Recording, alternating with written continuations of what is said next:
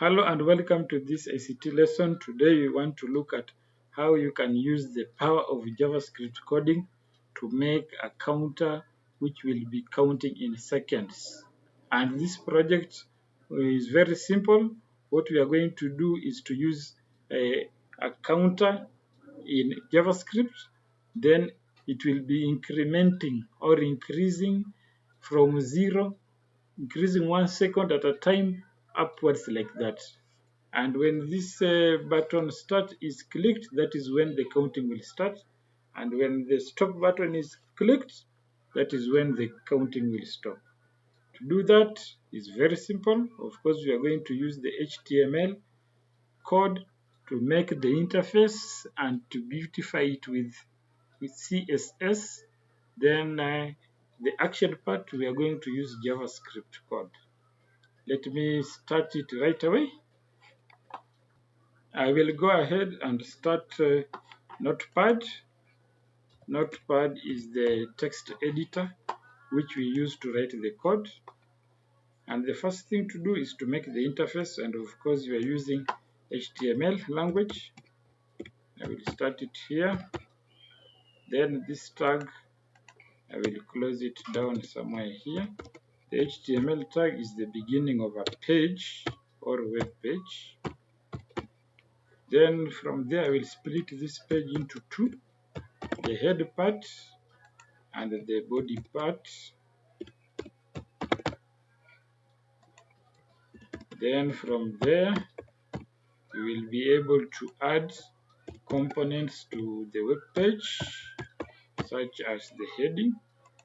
Now I will do the title of the web page. Then I will even come here and close it with that tag. Then I will insert here the title, let me call it counter. Then inside the body I will go ahead and put a heading there and close that heading tag, and in between the two tags write the heading counting in seconds. Below the heading I will have my paragraph which will be containing the number which will be increasing, and I will give this a style. I want the text to be red. So give it a style and write here color red, like that. I also want this font to be big, or that text which shows the number to be big. So I will say here font size, and I want a bigger size of 60 points, like that. Then this paragraph I want to give it a name, and the name will be digit. Let me call it digit. And in between I'm typing a 0 because the counter will be starting from 0. Now I will go ahead and do the rest. Below the paragraph we can have here the button input. Then we can do what type, and the type of course is submit. Submit is used to create a button. Then the button will have a label on top, and we write that label using the value attribute, and I will write it start counting. Okay, can do start counting. Then when it is clicked it will start to count. Next I need on click. This is an instruction telling the button when you are clicked do something, and the action it will do, I will just call it, let me give it a nice name, start.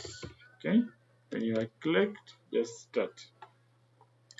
So I will go ahead and save this as web page.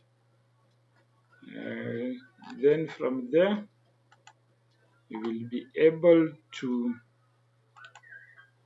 let me call this stopwatch, or let me just call it timer. Timer is a good name for it. And the file itself, let me call this file counter.html. So I will go ahead and show you. Here is my folder. Opening it, you see there is a file counter. I will go ahead, double click it so that you see what it will show.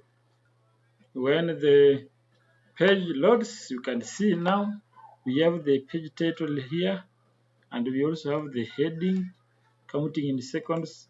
We have the paragraph which shows a 0 at the moment, and we have this button to start counting. But since we have not put the JavaScript actions, this button cannot run this number to start counting. And that is exactly what we are going to do now. Back to our code here. The first thing to do is to split by creating a space between this closing body tag and closing HTML, and in between here we'll just write script to introduce the JavaScript code. Then we'll do another closing script tag which looks like that. Then the next thing to do is to create two variables. One, I will call it count, and I will give it that name. Not that one, it is a 0. That is a variable count. A variable is simply a place to keep a value on a computer, and it has I've given it the name count, and I have put 0 in it. Another important variable here, I have the timer. I will represent it with T. You can give it any name. Then the first thing to do is to ensure that you define this start function. So I will just come down here and write a function start. Then put my curly brackets. This is a function to start the counting part. I will copy this and paste it down here. Then I need another function, and I'm giving it my own name as run. Then this function will be running the counting. Here I need also another button to stop the counting, so I will copy that line for a button and paste it below here. Then here I can write here stop, and give it the label on top of that button stop, and I will change the name of this function to stop like that. Therefore, finally, I will need another stop function here to be defined. Just paste this here, and we get our stop here. The next thing to do is to ensure that I give this title a nice color, this heading a nice color. So I will just come there and write style equal sign. Then I can have my color, and I give it, I think, blue look good. Can give it that blue color there, and I will save my work now. After that, I will now come to my start here and write t equals to set interval, then bracket semicolon. In my set interval, I will carry the name of this function so that it is started by the timer, and I want it to be running after 1000 milliseconds. By 1000 milliseconds, we mean 1 second. So after 1 second, this run function will be called, or this run action will be called here after 1 second. And this run action will be the one which increases seconds. So I will come here.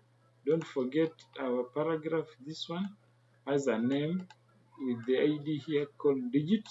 I want to refer to it here, and I will do that by just writing document dot get element by ID. Then I can just come here and get this name digit, copy it and put it here so that we get it from the document. Then when we get it, we open its inner HTML. Then we give it a value, and that value we are going to give it is this. Let me just call this sec, so that you can know this is for seconds. So I will call it sec, and I want to give that second here, so that the paragraph will contain the value in the sec or second variable. Then the next thing to do, of course, is to come down here and take my sec and give it what? Give it a 1 each time this run is called here. Each time it is called here, then it goes to the paragraph for showing the second, and it takes the value in the sec and giving it to that paragraph. Then it takes what is in the sec and it adds 1 to it. Then the result is still stored in the same sec. That is what will be happening after every 1 second. Finally, I need an action to stop the counting, and I will just write here clear interval. And what are we clearing? We are clearing this T. So I will copy that T and put it inside here so that it is cleared when that button stop is clicked.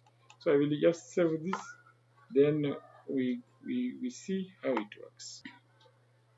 After loading this page and refreshing it, you can now see here, if I click this button, the counter is counting in seconds, and it will be going on like this until it is stopped. If I click the stop button, it is no longer counting because the button has action to stop the counting. If I click start again, it continues where it reached, just like that, counting in seconds. So you can use this timer to time anything you are doing, maybe a project in science, and you want something to react and you want to record the reaction ended after which duration. Or in sports you can use this, or in a music festival or drama, and you are timing the performance on the stage. If I want to start counting afresh, I will just refresh the page, then the counter starts at 0. And when I click again, it starts counting. This is a great project. You can try it at home. Please do, and see you next time. Bye bye.